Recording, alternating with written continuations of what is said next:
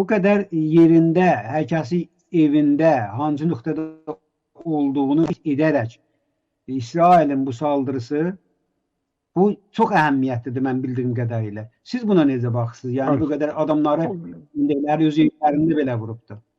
İsrail eyni Hizbullah'a necə vurdu? Əvvəl rəhbərlərini, sonra ikinci, eyni zamanda bu mərkəzləri, bu atom muşəkin mərkəzini və s. bu devam etdi. İndi də eyni onu tekrar edir. Hesab eləyin ki, İsrail həmi Hizbullah'ın rəhbərlərini terror, yəni o yaxından vururdu, eyni zamanda bombalayırdı onları. İranda da həmən işi görür. Hamasın da aleyhinə həmən işi görür. İndi İranın bütün fərmandehləri hamısı getdi. Bunun deməli başını kəsmək istəyir birinci. Düzdür ki, Xameneyi tez onların yerinə yeni adamlar təyin elədi. Amma o yeni adamlar özlərini tapana qədər o əllərinin altında olanlarla danışana qədər zaman keçir. Neçə günlər keçəcək, bunlar bir-birindən rahat oturup söhbət eləyə bilsin. Əgər onları da yenidən İsrail vurmasa. Sonra İsrail İranın bu atom bombu ilə bağlı olan, fəaliyyət edən adamlarını da bir-bir vurdu. Atom mərkəzini də vurdu.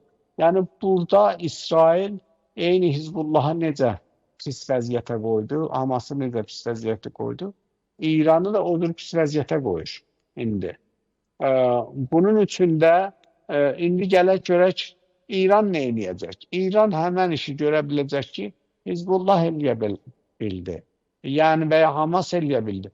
Yəni getdiksən enerjisi azalacaq, o muşəkləri, raketləri göndərdiyi yerlər bəlli olacaq, onları da vuracaqlar.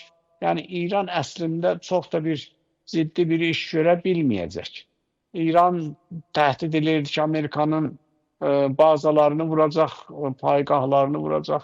Ancaq onu da ağlım kəsmir, çünki İsrailin heç qabağında dura bilmir. Hələ bir də İran Amerikanı vura, Amerika da hücum eləyə İrana, yəni rejimin üstünə, onun qarşısında mümkün deyil dura bilər.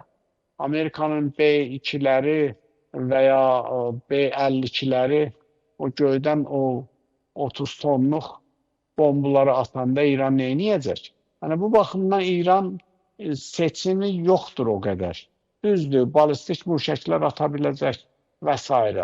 Təhdid eləyəcək, vuracaq, atomu yandıracaq falan bu sözlər deyəcək. Amma əməldə İranın İsrail qədər gücü yoxdur vurmağa. Bu baxımdan İran məncə elə daha çox o indiyəcən nə eləyibsə, indi də onu eləyəcək.